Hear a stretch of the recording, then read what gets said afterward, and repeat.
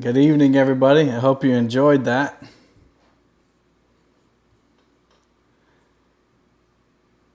How's everyone doing tonight?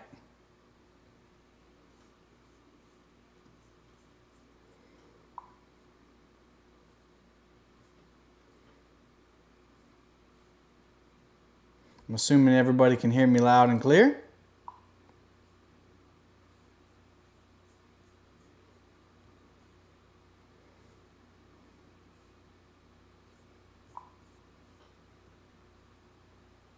Did everyone catch that intro? That's the intro to my YouTube channel. Did everyone catch that intro? Yeah, I'm trying a different live feed site tonight. This is one where you have a trial period and then you have to pay for it. So I'm going to check it out, see how I like it, and if it works well and you guys think it works well, then hey, we'll see. I like what Norm said last night. If you're going to do it, you got to do it right, and that's just what I believe in. So we'll talk about that a little later. Can everyone still hear me good? I muted my computer because I could hear feedback. So let me know if it's still coming through. Tonight, we're going to be talking about why is fishing so hard? Why is fishing so hard? Why can it be so frustrating sometimes? There's a lot of different reasons, and we're going to talk about a bunch of those tonight. This is going to be one of those live streams that's going to be highly interactive because I want you all to have feedback and I want to hear what you have to say, your experiences. So I hope that you are here tonight to engage in some riveting conversation. Trying to get my chat box up so I can type back if I need to, or at least so I can see all of you guys. So there will be a giveaway tonight. I'm going to give away a free t-shirt. Well, I guess the giveaway is free. So anyway, I'm going to give away a t-shirt, but I'm not going to do that to the end. So make sure you stick around so you have an opportunity to win that shirt. So I see already people are typing in reasons why fishing is so hard. Well, I want to talk about all the reasons that make fishing hard and why sometimes people think that fishing is easy and it's just all relaxing. And it can be sometimes. Let's talk about all the reasons why it's not quite as easy as people think it is. So the number one thing, and people have already typed it, weather. Weather.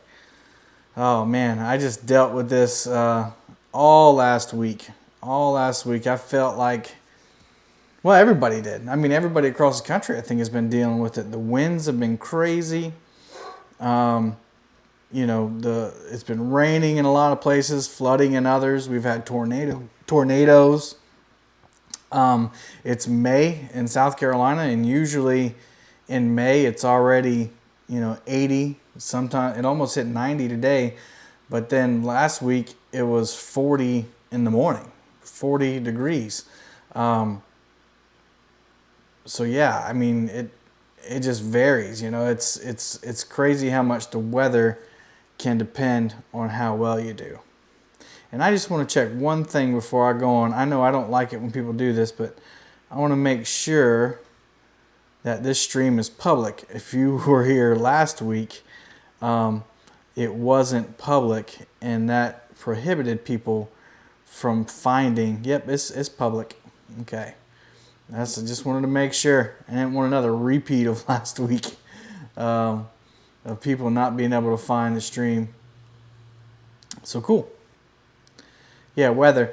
I have a little clip that I'm going to play you from Wednesday last week of what I was dealing with.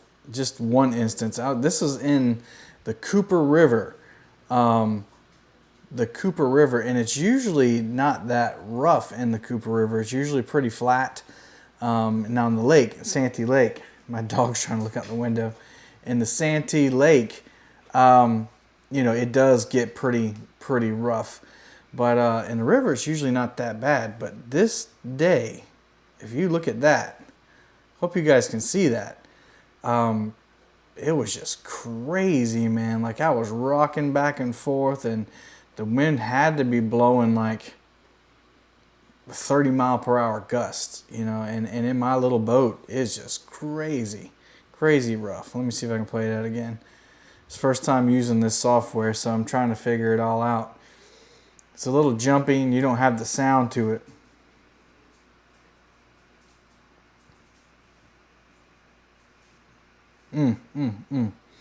Yeah, that wasn't fun that day.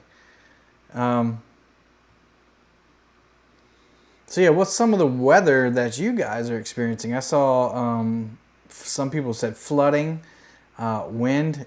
Wind and the cold are my two least favorite weather conditions.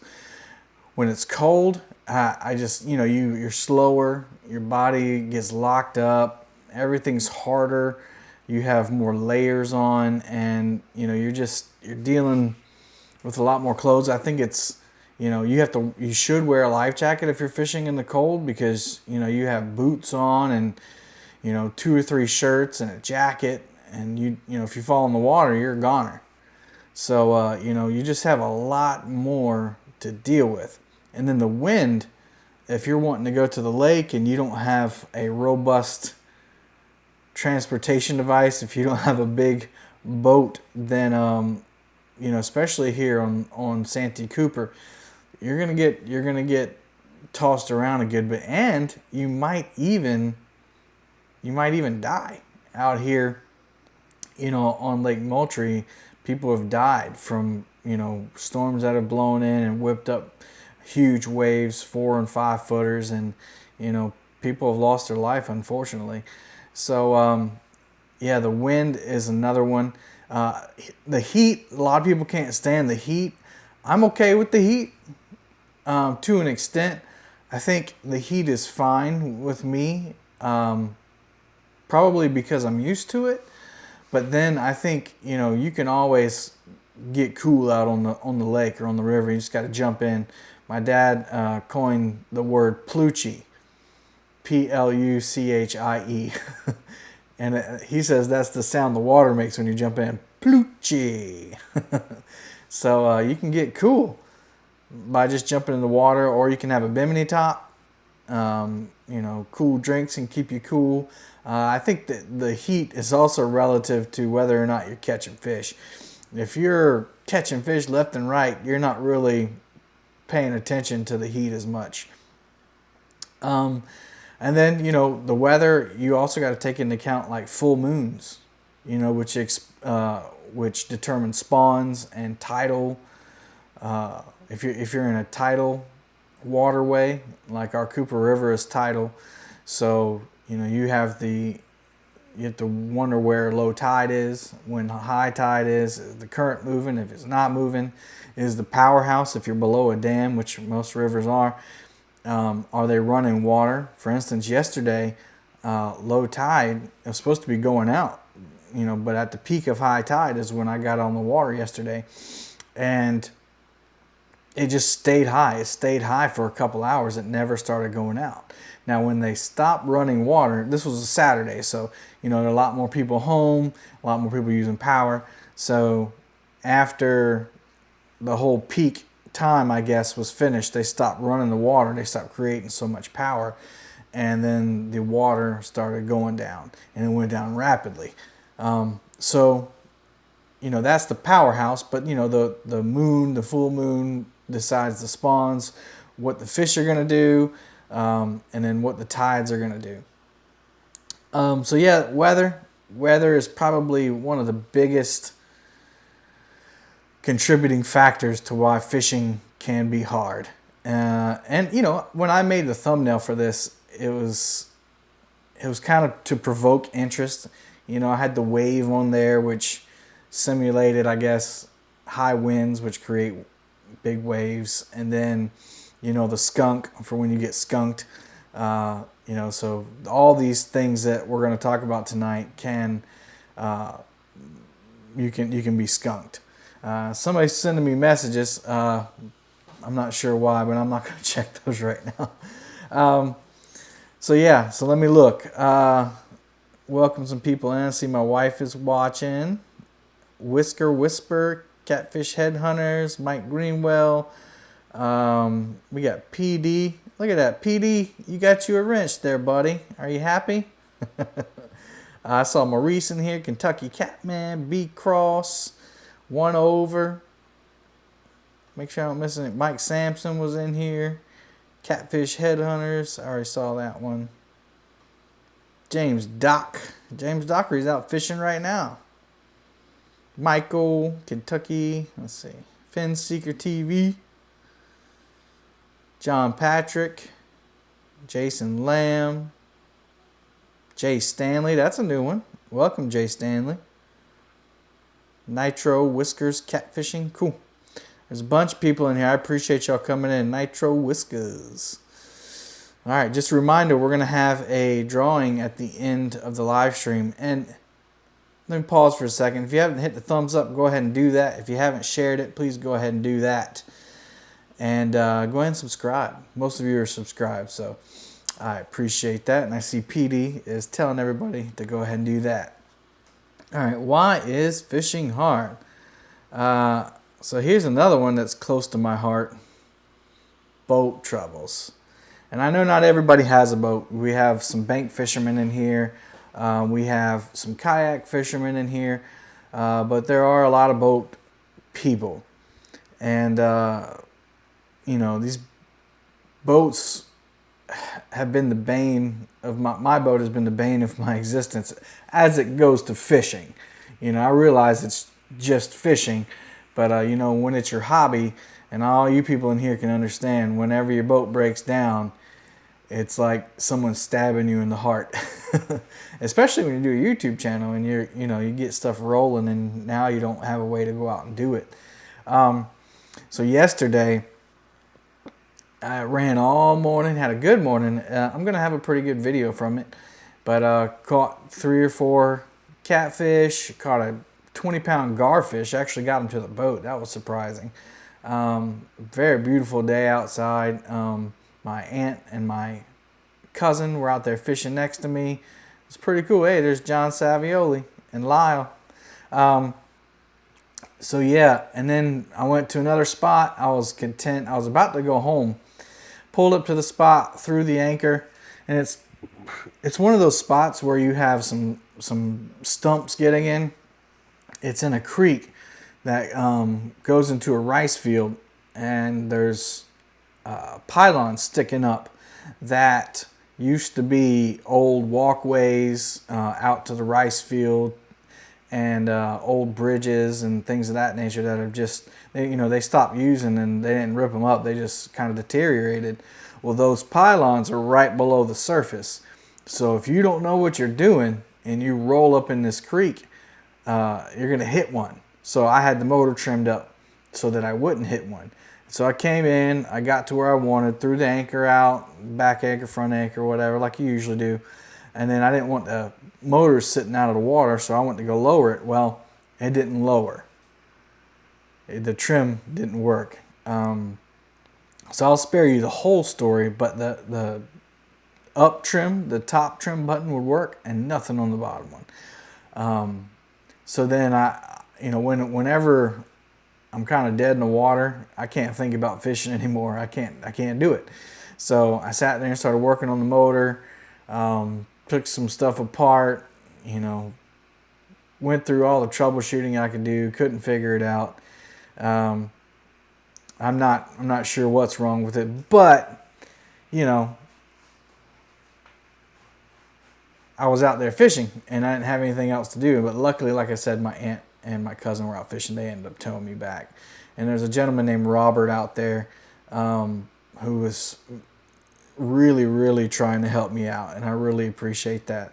So I got the boat out, and they towed me back to not the landing I went into, but a different one And my dad met me down there, and we went and got my truck and trailer. Anyway, long story short, we pulled it out, took it to the house, ripped it apart, can't figure out what's wrong with it, and I'm not putting any more money into that old motor.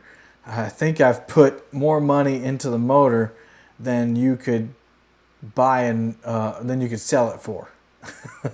It's old 97, which isn't really old, but it's a 97 Johnson. And those of you who know, I've changed the stator, the power packs, the coil packs, the what do you call it, the timing mechanism, you name it, I've changed it. So anyway, boat troubles. Boat troubles, I think, for me, have been the thing that has made fishing the most tough. So my wife's sitting there talking like, you better watch what you say. I might go buy a boat on Tuesday. Just stay tuned. But anyway, how about you guys? Tell me, you guys have any boat issues? I know some of you fish on the bank. Some of you fish out of kayaks, and I got a friend who's a kayak fisherman. Well, a few of them. One of them's in here, John Saviola. He fishes out of a kayak, but he's not one of the ones to tell me to give me a hard time. But I got another buddy that fishes out of kayak, and he goes, "Well, that's why I don't get a boat." Well, okay. Go to some of the places that I go to on a kayak. You'll be paddling most of the day. Then you got to sit there, and I don't know, guys. I know you guys say that kayaks, they can support big dudes, and I've seen a couple of them do that. But man, sitting there in that position, whether it's a nice one or not, man, I don't know. Just sitting there all day like that, it just ain't for me. So Mike Greenwell says, a few years ago I screwed up and had a mower unit, I think he meant a lower unit, freeze and bust. Yeah, if you don't winterize those things and you got water in it, especially, it sounds like you're from a colder climate than I am, and that water freezes in there, you're in trouble. That's how I feel, Norm. I'm not paddling around for hours and feeling cramped. Now, I know it's good exercise, and maybe I'll lose some weight doing it, but I don't know. I think that might ruin fishing for me. Nitro said he's saving for a bigger boat. He used to use a 10-foot plastic boat. Now the 2. Wow. Yeah, my wife is right. We got a lot of gators down here. I don't think they would bother us too much, but that is another factor. John says he's just poor. I hear you, John. Well, John has been in a lot of my videos, so John's got an open seat on our boat, if it were working. PD Fishing says, I have a 17-foot John boat with a 30. It's my baby. Yeah, and the actual boat I have, PD, you've seen it. It's not a bad boat. It's good for bass fishing. It's good for crappie fishing, if I did any crapping fishing. It's good for brim fishing. Catfishing it's not really set up for. It's the engine that I've had issues with. The engine and the trailer. But I bought a new trailer. Fin Seeker, 17-foot John boat also. We don't winterize. I just forgot to check it before the first freeze. Yeah, well, I guess that is kind of winterizing it though, isn't it? If you got water in the block or in the lower end, and that's why I always trim mine down. I know it doesn't really, isn't that ironic? That's why I always trim it down, and that's what broke. Trim it down to get the water out of it. All right, let's move on. If I hadn't said hey to somebody, I'm sorry. One over, I saw him earlier, and I saw Lyle in here. Hey, where's Patriot? Somebody please text Patriot and tell him to get his butt in here. All right. Broken gear. So, Wednesday, that video I showed you from Wednesday, that rough weather video, and those of you who didn't see it, I'll show you it again, just because I think it's cool that I can do this. So, Wednesday, that was what happened. The weather was bad, and fishing was just as bad. And then Tuesday was probably even worse. So Tuesday I went on the diversion canal, and I had probably one of the worst days fishing I've had in a long time.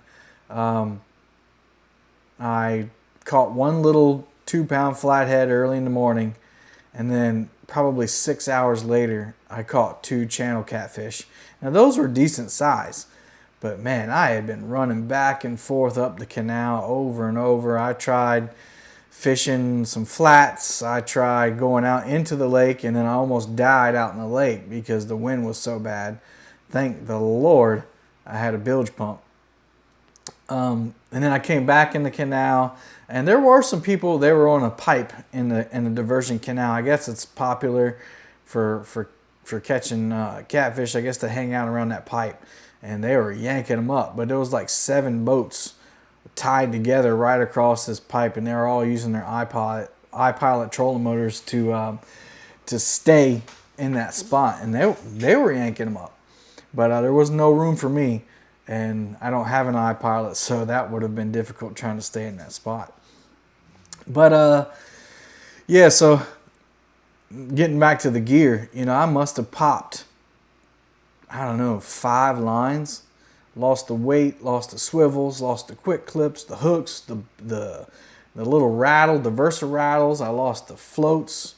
Man, it was an expensive day, and relatively expensive, Replacing all those weights, the floats and the lines and all that stuff, would have probably cost about $25. But then you add in the fuel, you add in the bait, you add in the oil, you add in the truck fuel just to get out there.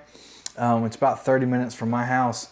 And then I went out and, I was fumbling all over the boat, tripping everywhere. It was getting hot. And what did I do? I reeled up too far. And I never had this happen before, but I reeled up too far, and the tip of my B&M Silver Cat pole broke off. Broke off, y'all. I don't know what that was about.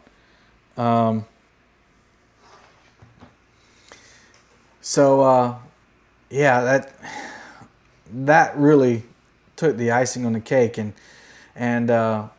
yeah, it made me cuss. And I said that in somebody's live stream the other day, and I think Jay's catfishing. He doesn't really talk. He doesn't really come in here anymore. I don't think he likes that I pray, but he goes, "I thought you didn't cuss, Palmetto Cats," and I don't. But hey, we're all sinners. We all fall short of the glory of God, and we're all sinners. So never said I didn't sin, Jay's catfishing, if you're watching. But yeah, I cussed a pretty good one. Broke the tip off of that pole, and that pole cost me like $25, which is a good price. I got it in Walmart. They didn't have the price marked on it, so I got a good deal on it. But still, that's terrible. It sucks to break a rod in any circumstance. So broke that rod, lost the tackle. Thankfully, if you're a YouTuber, when your GoPros don't work like you want them to, that kind of stinks. I have a GoPro Hero 6 black and a 7 black. Oh yeah, I forgot. John, thank you, John. John just reminded me. Let me finish the YouTube thing. And those cameras, I guess when you use them so much, you wear them down. I didn't think really camera equipment worked that way, but man, it was just disappointing. They didn't catch some of my stuff. They didn't catch some of the fish I caught. Anyway, John just reminded me, y'all, I got bad news. I got real bad news. So I put a video out last year. I had this old ugly stick, like 8-foot, big ugly stick spinning rod, and an old Shimano reel from like the early 80s that my dad kind of handed down to me. Not my favorite rod and reel combo. But when someone gives you something, you kind of cherish it a little bit. Am I lagging, y'all? I saw a little lag for a second.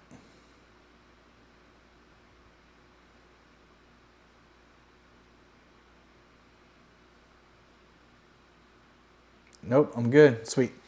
I saw, my head was kind of like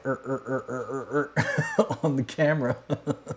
But so John and I were moving spots, and I use monster rod holders. Hey, Elstan. And on the front too, I have like the first ever edition rod holder. I don't even know what they are, but I ordered the wrong ones, and they're lefties, and I had it on the right. But it's cool, when I'm sitting there, it'll hold like my net, or it'll hold a pole just to get it out of the way on my boat. And I didn't take it out of there because I've ridden with the pole there before. Well, we hit a big wake moving, and that pole went backwards, and then the butt end swung out of the rod holder, and then the rod went straight down into the canal with 8 ounces of weight on it.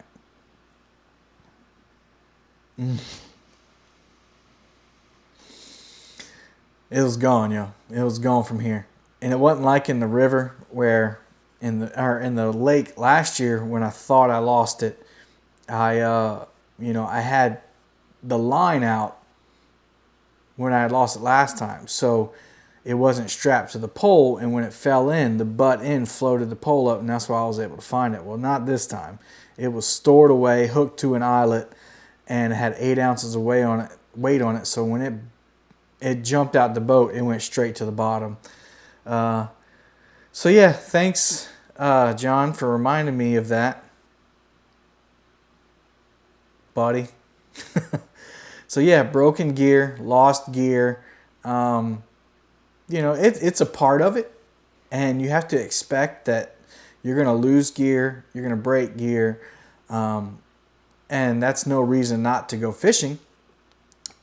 But the topic of the show is, why is fishing hard? And it definitely makes it hard when you break some equipment or you lose leaders over and over and over and over and over and over, like I did last week. So, yeah, I didn't swear on that one. You're right, John. But you weren't with me the next day that I went fishing. The next day I went fishing is when I broke the tip off the B&M pole, and I did swear pretty good and loud. And thankfully there was nobody around to hear me.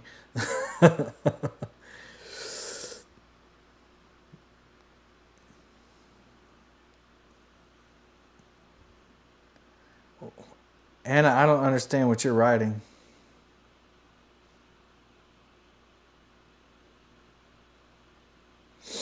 Anyway.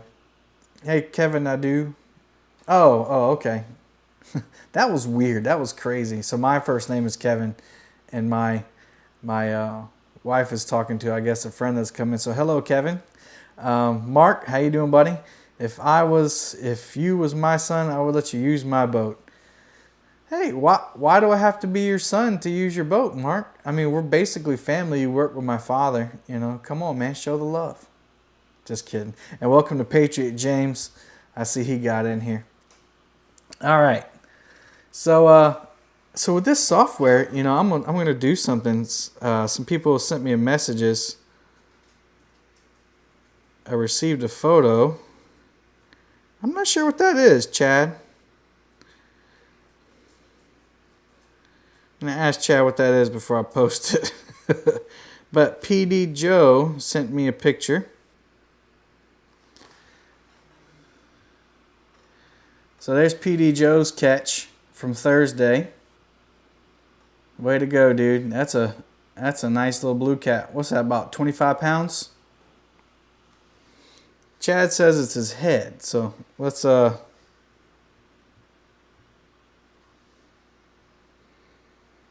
see. Y'all want to see Chad's head? Chad Fields says that's his head. I wonder if that's from a GoPro. All right, I don't know if Chad, are you in the live stream? Oh, okay, there. Yep, that's wicked. Yeah, I just showed it, Chad. So anyway, so PD, did you answer? 13.8. That thing looked bigger than 13 pounds, dude. You need to check your scale, man. Check your scale. All right. Cool. All right, so the next one, and I saw this one up earlier. Bait. Bait. I struggle with this too, and I guess it's, you know, it's right that I put these troubles up because these are all the ones I struggle with. So you guys probably have some of the same struggles I have, but for some reason I struggle with catching bait unless it's bluegill, or we call everything here brim. I struggle catching like bait in the lake, and I know like Justin Johnston, the kayak catfish, he's come down to Santee Cooper and caught bait that I didn't even know that you can do. He came down here and caught perch on little Berkeley gulp minnows, and I never knew you could do that. Some of you may say, well, Kevin, you're naive. Well, I've only been really into catfishing for about 1.5 years now, so I'm still working on a lot of stuff. So yeah, catching bait, identifying it, knowing where to catch it, when to catch it, what it looks like on your graph, throwing the cast net for it. Now I can throw a cast net pretty well, but finding the bait. And here's the other thing, finding bait and trying to catch it takes a lot of time. And if you have a full-time job that you work normal hours, 9 to 5, I guess you would call it, you want to spend your time fishing instead of catching bait. So I'm like Chunky.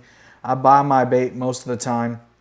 The good thing about fishing the Cooper River is that, a lot of the spots that I fish in, I carry a brim buster and I catch fish right out of the spot that I'm catfishing in. So I'll pull up, I got some red worms, and I'll throw them on a hook on a brim buster and pull those out, and then cut them up and throw them right out on the hook. So, the bait that I'm catching is right from the same spot that I'm catching catfish. I don't know. Yeah, there's a couple videos I got coming out that are all from the Cooper River. And one of them I'm really excited about just because I caught like 8 or 9 fish that day. And I did some pretty cool editing, I think, on this video. But that one doesn't come out till later. So I'll leave you in suspense. But that's the good thing about catching or fishing in the river is that I can catch bait right out the same spot. And that's what I was really doing yesterday. Really, I went to go catch a bunch of bluegill, brim, little green sunfish, shellcracker maybe. Just little ones, bite-sized ones for a good flathead. And to use my wife's, what do you call that? Vacuum sealer. I was going to do the whole, saltwater brine, push them in the saltwater brine, and then vacuum seal 5 or 6 of them in a pack, and then put them in the freezer. And then that way, when I need it, I just grab a pack out the freezer, and they're frozen kind of individually so they don't stick together. They stay fresher longer, and then I can use them when I go out on the lake. And I know you all, I fish Santee Cooper lakes. However, I live on the bottom half of Lake Moultrie, and there are no bait shops in between my house and the boat ramp that I put in at, which is kind of cool because we're close enough to do that. But if I want to buy bait the day of, I have to go 10 miles out the way to get bait to put in where we usually put in. So, if I go up to the Canal Lakes Fish Camp or Black's Fish Camp, that's a 30-minute ride. And I don't like fishing unless I'm fishing the diversion canal. I don't like to fish that top end of that lake because coming out near those rocks and everything, it's just really rough. It's really, really rough. At least on the bottom half of the lake, I come out in a place called Pimlico, and there's an island. I'm reversed. There's an island on this side, and then I put in on this side, and so there's a long cove that goes out into the lake. And so if it gets rough, I can dip into that cove real quick and get out of there. On the upper half of the lake, I don't have that option. So yeah, bait is a huge one. I know a lot of people struggle with bait. That's why I felt comfortable putting it up there. Whether it's catching bait or buying bait, bait is always I guess you could go the option of stink bait, which I've caught plenty of stink bait. I'm trying to read comments and come up with original thought, which is really hard. So I'm just gonna look at the camera and ignore the comments so I can get my thought out. I've caught a lot of catfish on stink bait, but normally they're channel cats and small blues. And even though those are fun to catch, if you haven't gone down the diversion canal on Santee Cooper and bumped a light action, not a light medium action rod, just like something, a little spinning rod you'd use, not necessarily light action, but maybe like a bass rod strength. If you haven't bumped for catfish with stink bait down on diversion canal, do it. You just get you one of those bait holders with the treble hook on it, and just all you need is one rod, and you go up past the buoy if you put in at canal lakes, and you just bump.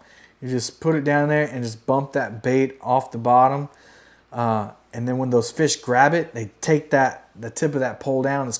You're basically suspending a bait, and man, that's a good fight on that pole. So that's something that that's something you need to try if you haven't tried it. And if you need some eater-sized catfish quickly, then that's a really good technique, and you don't have to worry about catching your bait or going out in the lake or anything like that. I see people doing that a lot, and they fill up coolers full. I don't agree with the coolers full, but if you need some catfish and you need some eater-sized catfish, or like we do a fish fry for a church group every year. Probably, well, depends on how long this COVID thing lasts, but we do a fish fry for our church group, and so I'll go out there and I'll catch a bunch and fry them up for everybody. So anyway, if you've never tried that, try that. What was I saying? I don't remember what I was saying. Anyway, let's move on. The next one. Here's one I see people argue about all the time. Not argue, but complain about. Busy waterways. So another issue yesterday. It wasn't really too big of an issue. Most people were being very courteous yesterday. But man, so I get to the boat landing, and my wife can attest to this. I leave the house around 5:30. John knows what I'm talking about. John Savioli. I leave the house about 5:30, and I'll get to the boat ramp and I'll put in, and there might be other boats there. Might be. But on a Saturday, usually there's some bass fishermen that'll meet me down there. But when I put in, I get my pick of a parking spot. I'm usually the only one putting in the boat, and I go out. Well, about 9 or 10 o'clock, that's when all the rest of the fishermen come out. And then about 1 o'clock is when those pleasure boats come out. And I don't have a problem with pleasure boating. I really don't. We used to have a 24-foot pontoon boat, and all we did was party on it. I might have thrown out 1 or 2 rod and reels on it. But, yeah, not much fishing was done on that boat. So I get it. But what I didn't do was we talked about this last week too, so I won't go into it. But, I didn't go into the creeks and off to the sides where people were fishing. I went out in the open lake, over to beaches, and we went over there. Everything you're not supposed to do right now. But yeah, the boat traffic, especially this time of year, starts to pick up, and it's tough. It's tough to fish, especially when you're fishing main channel waterways, when you're fishing main passageways. When those boats come by, and they'll rock you, So that's tough. Also with other fishermen, so I pulled into the first spot I went to yesterday.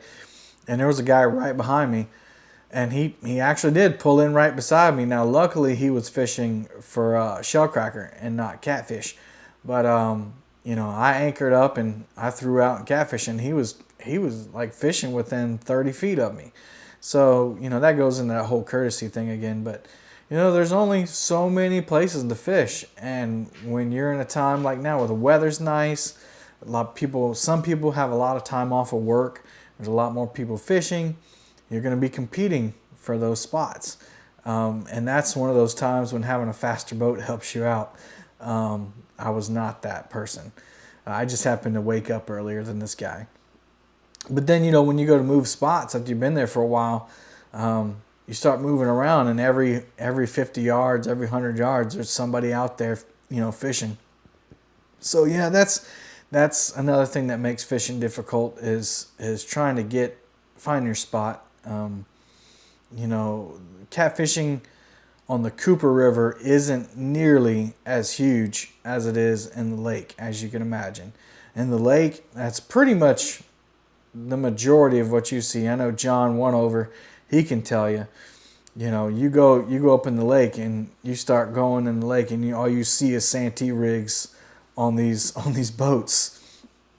And then you know you go down in the river, and it's like a bass boat convention. It's like a bass boat convention.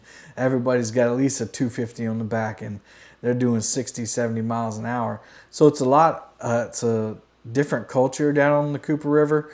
And if you're not familiar with what I'm talking about, the Cooper River is the river that comes out of the Santee lock system, the dam, the power plant.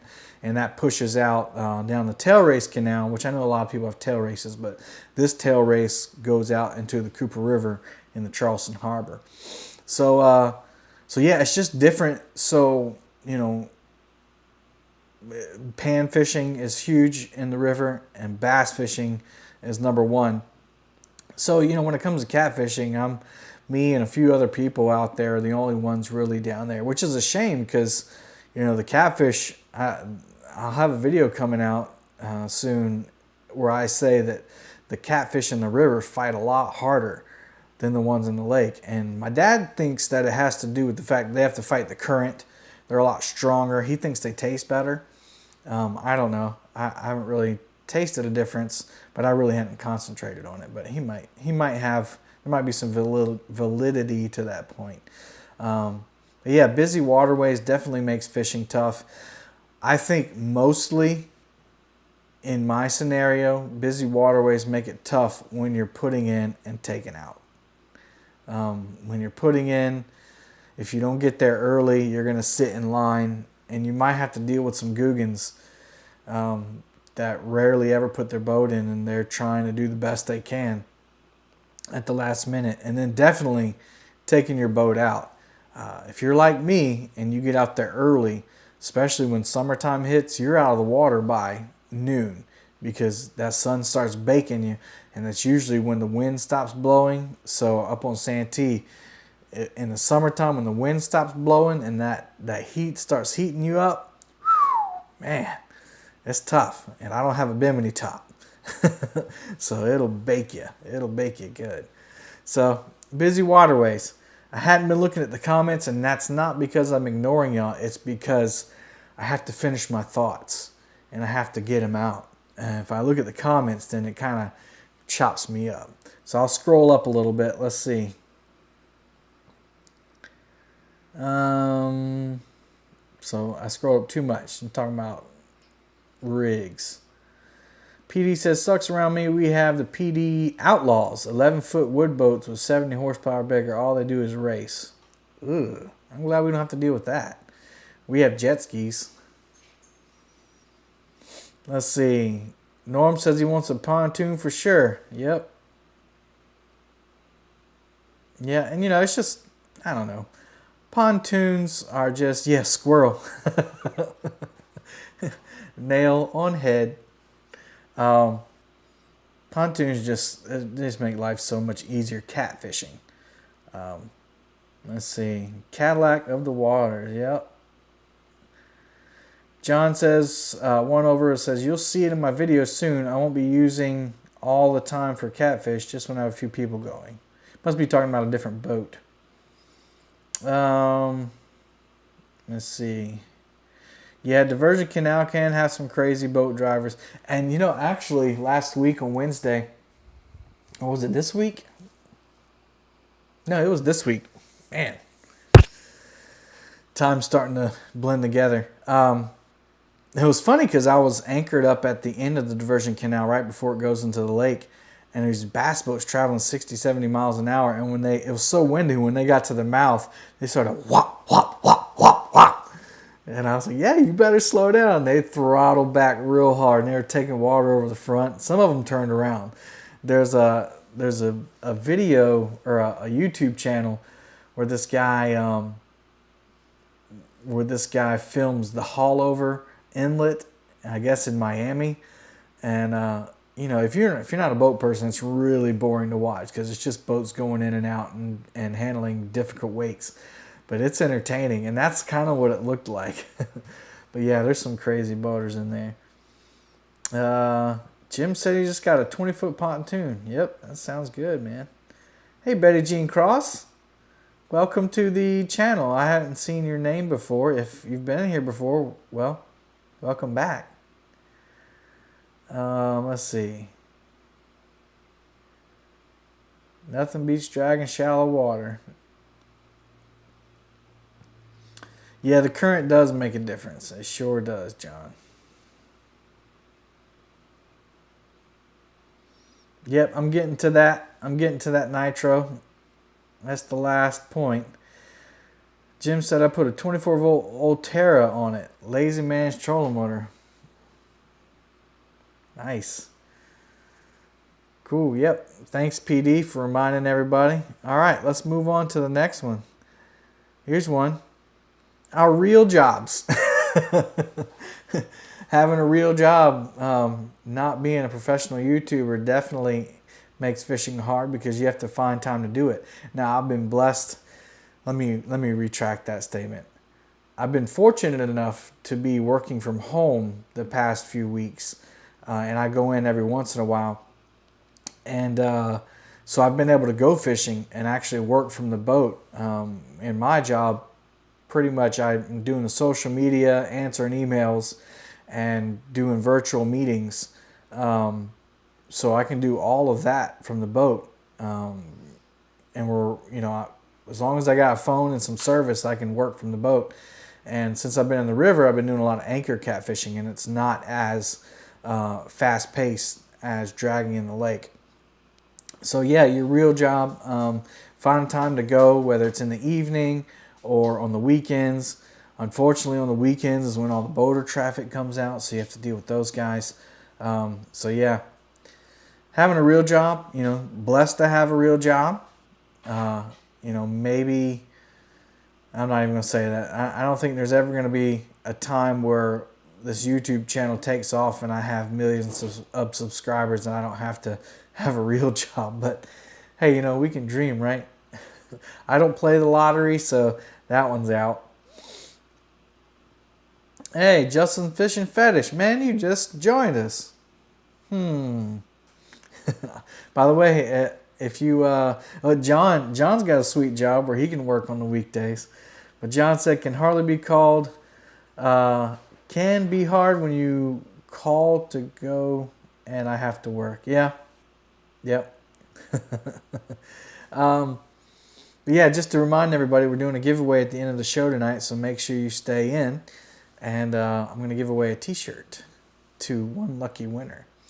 So yeah, jobs, that's the reality of it. It's hard to do really any hobby when you have a full-time job, but you know, if you didn't have the job, then you know, well, let me speak for myself. If I didn't have the job, you know, we wouldn't have money so that I can go fishing and enjoy this hobby, plus other things, you know, like have a house and cars and food on the table. So it does make fishing difficult, but it is not something I would give up to do fishing. So yeah, here we go. Here's one. Viruses. Viruses make fishing tough. And I really said that as a joke. But the only time the viruses bothered me is when they closed my boat ramp. They closed the boat ramp. That's why it made fishing difficult for me. But yeah, if you're sick, obviously you shouldn't be fishing too much so you can get better. But that one's just a joke. The virus actually, ironically, has made it easier for me to fish. But again, not one that I would trade to make fishing easier.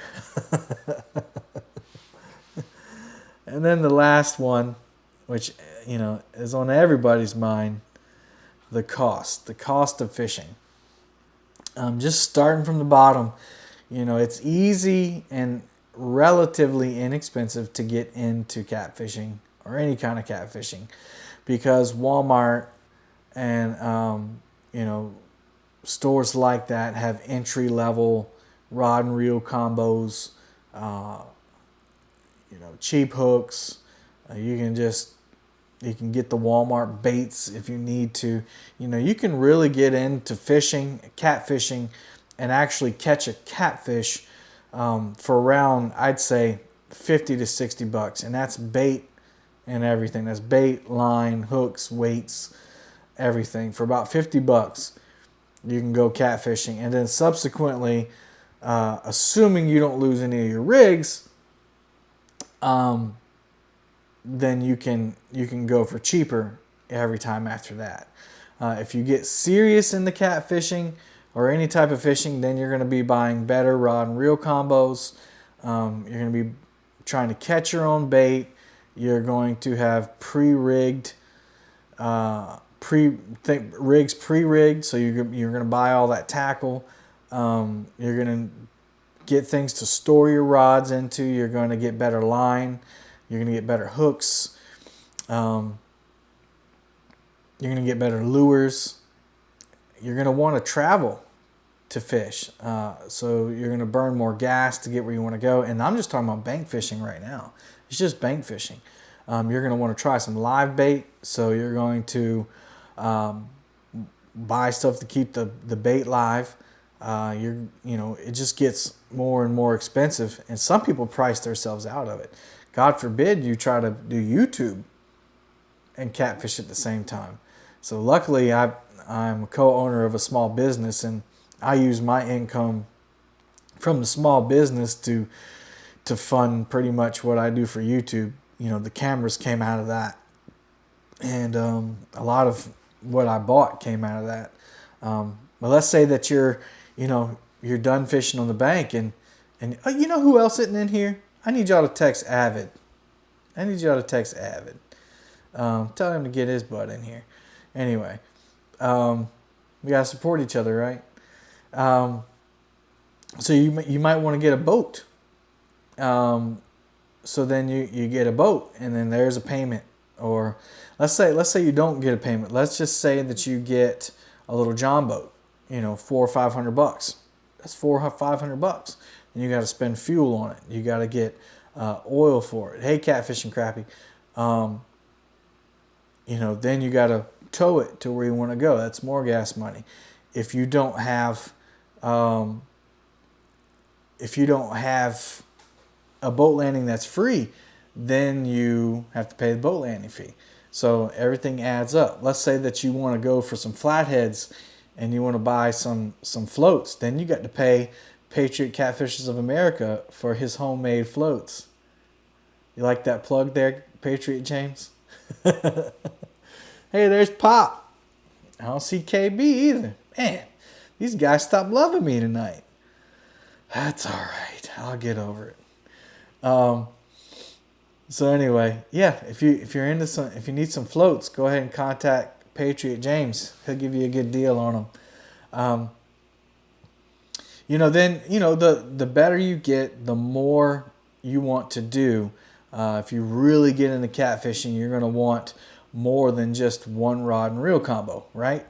You want to go out there and you want to spread them out, and you want to bomb the bottom with baits. And And if you're like me, I'm getting to that point now where, the boat, we've already talked about that. I want a boat, but, I want to catch that big catfish. I think once you get that big one in, especially if you get it on film, man, that'll really up your game there. It'll up your YouTube game. So a lot of people, I'm not talking about anybody in here, but a lot of people, they won't watch you unless you're catching big fish. And they're here on Santee. I just got to find them. So let's go even further into that. To find those big fish consistently, you got to have some good gear. You got to have a graph where you can see some structure on the bottom. And I'm not complaining, but my graph right now is a little $99 Garmin deal that I got. I can't remember where I got it from, maybe Amazon. And you can basically tell how deep it is and how bumpy the bottom is, and sometimes you can see fish on it. But I don't have it for fish. I just have it for depth and to see what the bottom looks like, whether it's bumpy or flat. Basically I use mine in Santee to fish the humps, just to find out where the humps are and the mussel beds are. So yeah, and then you get into, talking about trolling motors. I was telling my wife the other day, the trolling motors now are like $1,500, $2,000. I saw one that what's it called, Minn Kota come out with us, $3,000. It's the like Mega, something big Mega. I don't even know what it's called, but it's got one of them remote controls that links your trolling motor with your fish finder, I guess. Anyway, it's crazy, man. So you get those, and then your price goes up. So yeah, cost definitely. And then if you're buying bait, like we talked about earlier, there's your bait cost too, right? So this topic wasn't, one that I picked just to whine and complain about. I am whining and complaining about my boat because that sucks. But everything else, you choose what you want to do based on the troubles that it caused you. And a lot of people will complain all the time about everything that happens, when they're out on the water. But really, there must be something about it that brings them back, because I don't know of any other hobby or any other happy thing that people do that they would come back over and over if it truly made them unhappy, or if it wasn't worth their trouble. So as much trouble as fishing is with your snags, with your broken equipment, with your hang-ups, with your boat, with bad weather, with sunburns, grumpy people in the water, man,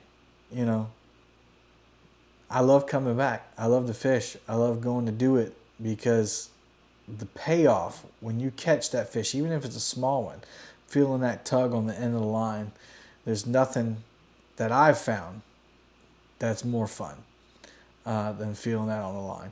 And then, if you're lucky enough to hook into a big one, which I've caught a 50-pound catfish before. That's probably the biggest fish catfish I've ever caught. Having one of those on the end of the line, man, you can't do anything but grin. So you definitely have to have a passion, Nitro. You have to have a passion for fishing, and you have to know at the end of the day, you have to know why you're doing it, and you have to know. I'm sorry, I just got distracted. Avid, I hope everybody's okay in the accident. But at the end of the day, you have to decide what you're willing to put up with. And, I'm willing to put up with a lot, obviously. But anyway, great company. Yeah, great company. John and I go fishing all the time, and it's nice to have people out there with you. There is something to be said about solitude on the boat, and I've had a couple of days with that. But yeah, definitely getting people out there, as long as their expectations aren't too high. I tell everyone that comes out with me, So don't get your hopes up. I know you see me catch fish all the time, but you're never guaranteed a fish. Never, never, never guaranteed a fish. Whew, all right, so I'm going to take a few minutes just to answer questions. Anyone got questions for me? Anyone have any suggestions for next week's topic? I thought that maybe I would do a topic. What are you talking about? One over. You're the one. We went out on the diversion last week, and I was out there early. I know he had to pass me 3 or 4 times. And guess who didn't stop to fish with me? Me and John were out there. John, you remember that? John Savioli? Yeah. Don't be talking crap now. I thought about doing a show about what's in my dry box, things that you should always take fishing with you, or things that I take that I would suggest for people to fish. What do you guys think about that? John Savioli said that his Now, John, that makes me feel bad because you're the one person that has been out on the boat, and every time you've come out, you've caught some pretty good fish. So don't say that, dude.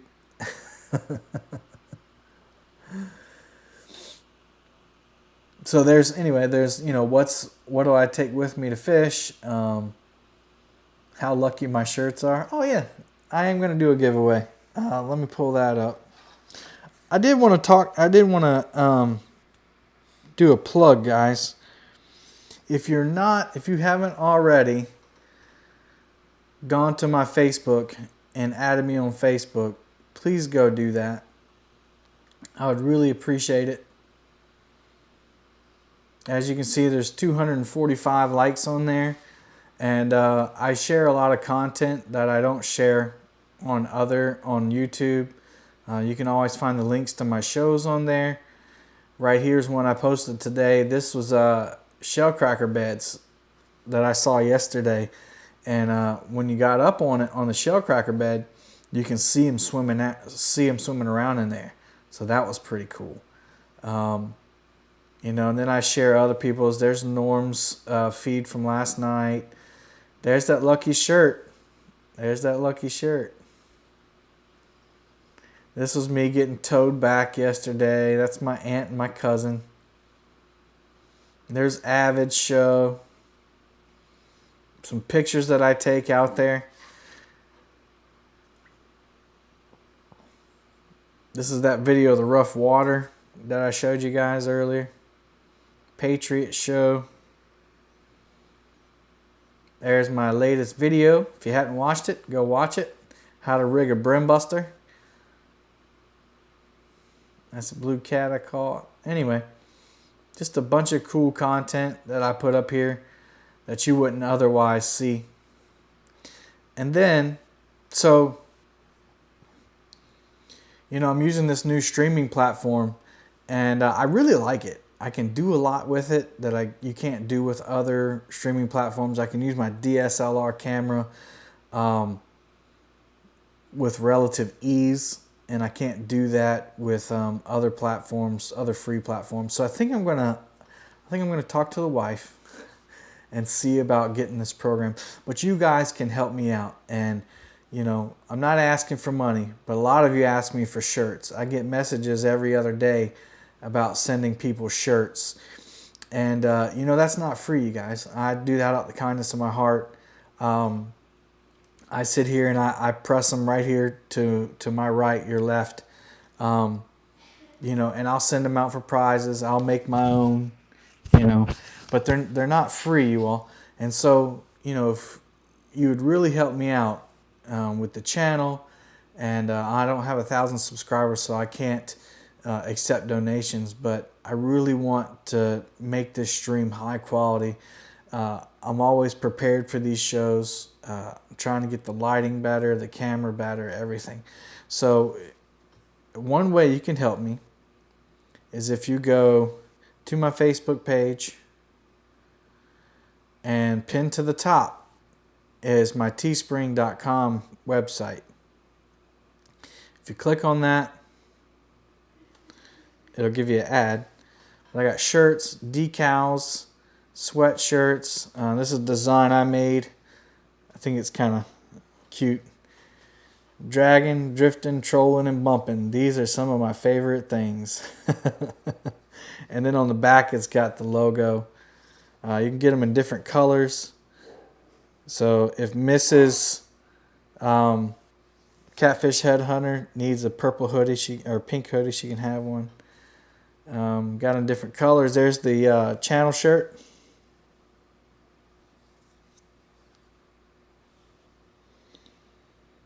And this one's kind of cool. I like this one. I just want to show this one off, whether or not people get it or not. So the front of the shirt is trifecta number 1. The Father, the Son, and the Holy Spirit. And then on the back, trifecta number 2, Flatty Channy Blue. So anyway. You know, I put these up there because people are always asking me for shirts, and they're expensive to make and ship out. Actually, the shipping costs more than the actual shirt does. Justin, I sent your shirt out. It cost me more to ship it to you than it did to to make it. Anyway, so you guys, if you want a shirt and you want to help support me in these live streams, I would appreciate it. You know, so just check that out. You can find that on my Facebook. And then if you do Instagram, I'm not sure if you do Instagram or not. I know some of you do. All right. I have an Instagram one. And I share content on there. So this is the video I'm really looking forward to, Cooper River Cats. That was a fun video. Maurice and his hat. You see yourself, Maurice? Yeah, who's that handsome fella? Man. Anyway, so if you do Instagram, check that out. I saw some questions. Let's see. Yeah, it does cost to make shirts, Patriot. You're right.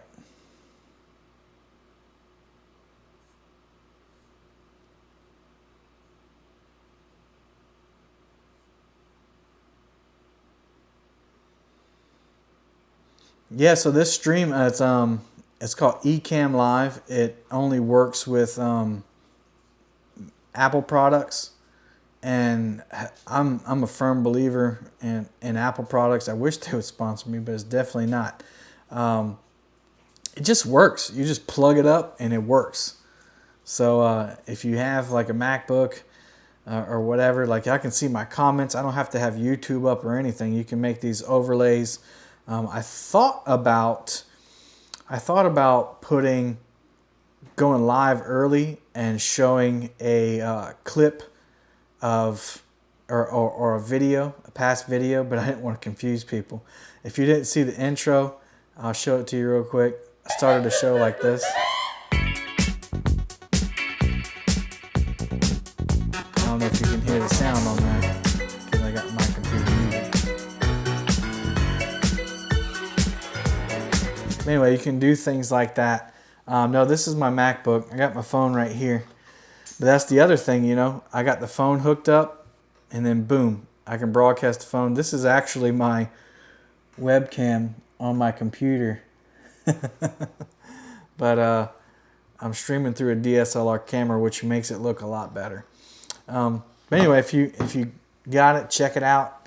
I think the plan is like $20 a month. So I'm gonna talk about it. Again, if you guys want to support, you can check out the t-shirts. I'd appreciate it. Is there any other questions? See you later, John. Thank you, buddy, for joining. I am going to do some guests. I don't know quite yet how to do the guests on the streaming software. I'm still trying to learn about it. But when I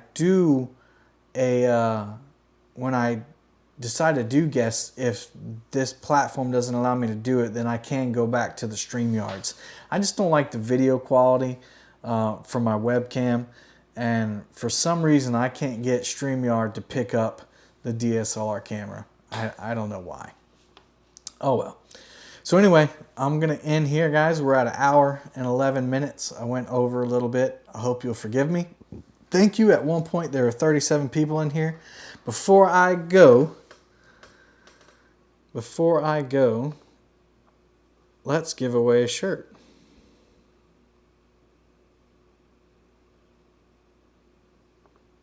We'll do a random number generator here.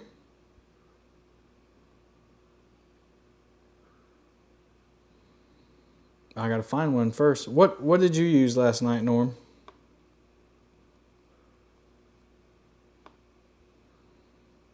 Here we go. I'm gonna use between 1 and 50.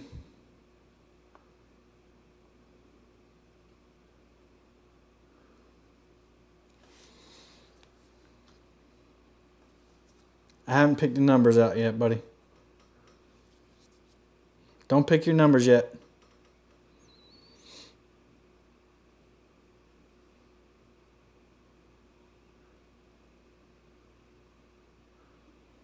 All right.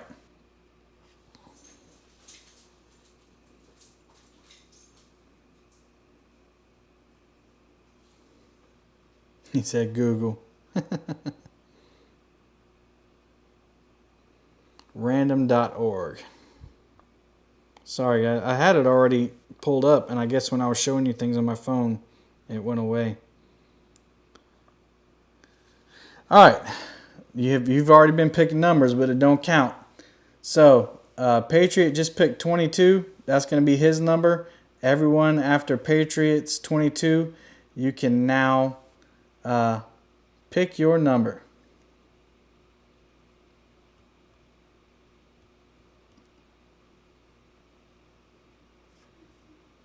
So that's Patriots. He picked 22. Pick your number between 1 and 50. We have 25 guests in here so far.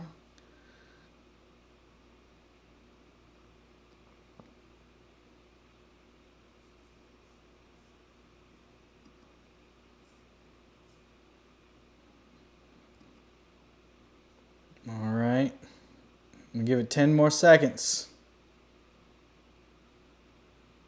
Please don't pick more than once. Don't pick more than once. You're going to give me a bunch to scroll through.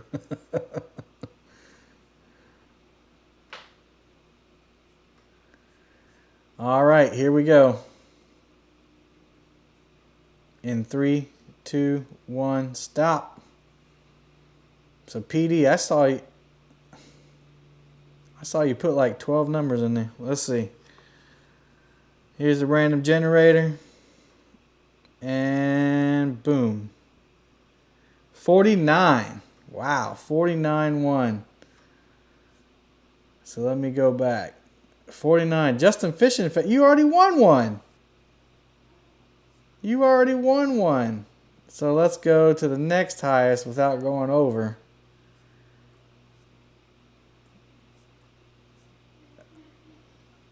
Let's see, who was it? Yeah, well, Justin won one last week, so I'm going to give it away to a different person. Let's see, who else had one close to 49? Pop had 47. Anybody have 48? Twerking Monkey is Pop. Pop won a shirt.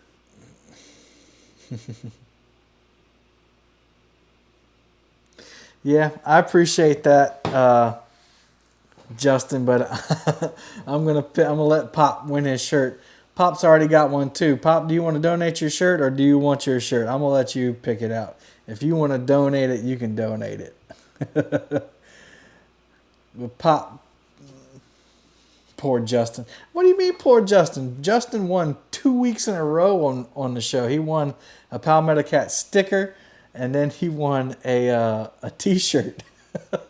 And then the shirt won him, or he caught a catfish with that shirt last night. All right, I'll do one more drawing, but it won't be for a shirt. It'll be for a sticker. It'll be for a sticker. Pop said donate it. All right, who was next then? If Pop, I gave Pop one a long time ago. Who was next? Bob Swanson had 45.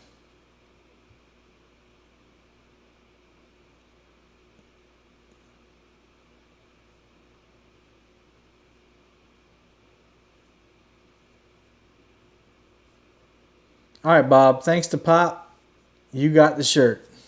You got the shirt, Bob.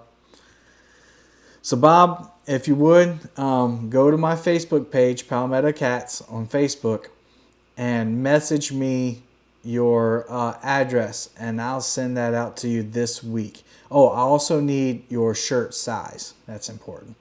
But I'll send you a Palmetto Cat shirt, and thank you, Pop, for doing that. We're going to do 2 more giveaways, actually, because I'm going to give away a sticker, and Patriot James is going to give away a bobber, one of his bobber sets. That's cool. All right, so let's do 1 through 30. 1 through 30. 1 through 30. Starting right after this. Right after Catfish and Crappie's congrats. So we're doing a sticker right now. Bob, when you message me, tell me what you won too, since we're giving away multiple prizes. 1 through 30 for a sticker.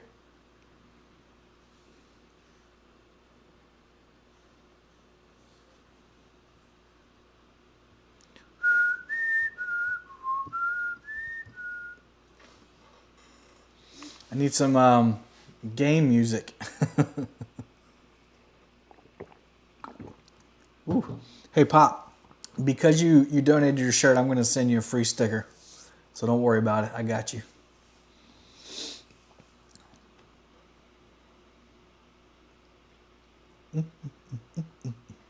Ten more seconds. 10 more seconds.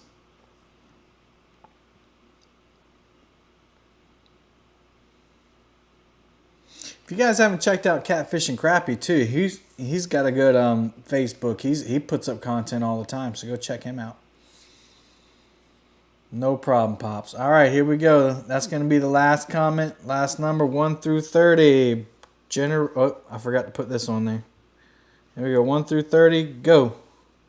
14. 14. Justin, why you make me feel like a criminal, man? Maurice had 13. Anybody have 14? A bunch of people had 13.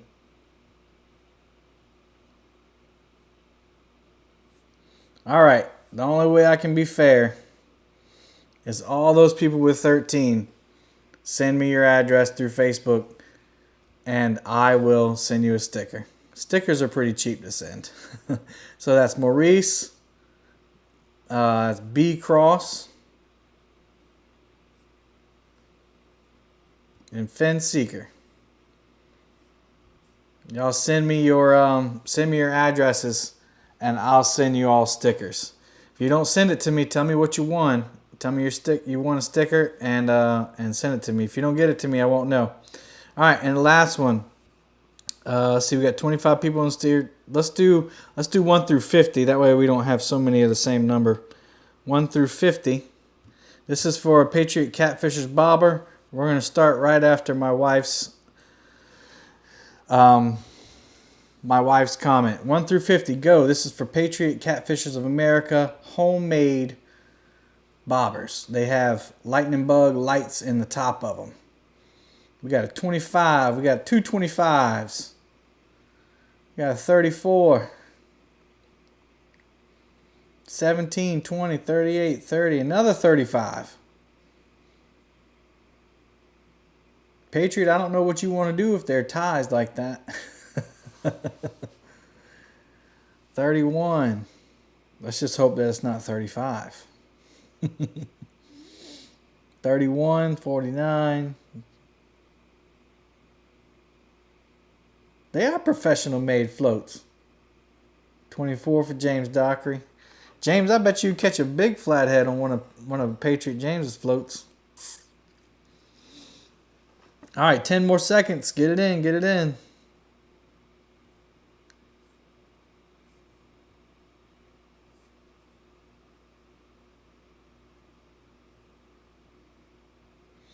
All right, here we go. Generate. 19. 19. B Cross had a 17. Catfish Crappy had a 17. I don't know what you want to do about that. What you want to do about that, Patriot? Who guessed it first? Who guessed it first? Catfish and Crappy guessed it first. Do you want to give it to him? Who do you want to give it to? Just waiting on Patriot to answer back.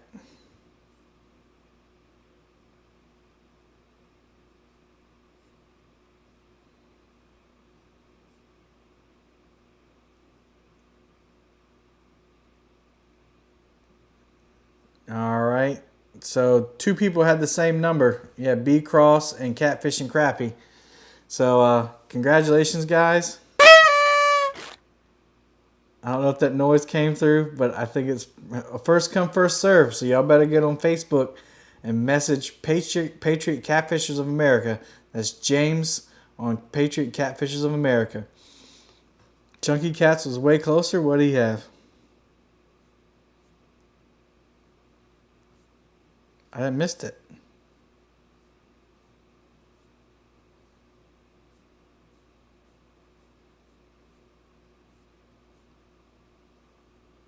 Yeah, but it's closest to the number without going over.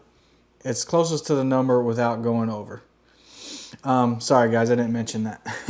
That's just what I did last time. So closest to the number without going over. Sorry, Chunky. So anyway, you guys have a nice night. Just like always, I'm going to end with a prayer. And this haircut is brought to you by COVID-19. Heavenly Father, thank you for the opportunity to come in this live stream and just share in the joy of fishing with other like-minded individuals. Lord, we just ask that you keep Avid's friend in your thought. Or Lord, I just pray for Avid's friend and that you would wrap him in your arms and heal him, Lord. And we just thank you for allowing us to live in this country where we're able to do this and talk freely. And I just thank you for blessing me with this channel and blessing everybody in here. And pray all this in Jesus' name. Amen. All right, everybody. Love you. See you next time.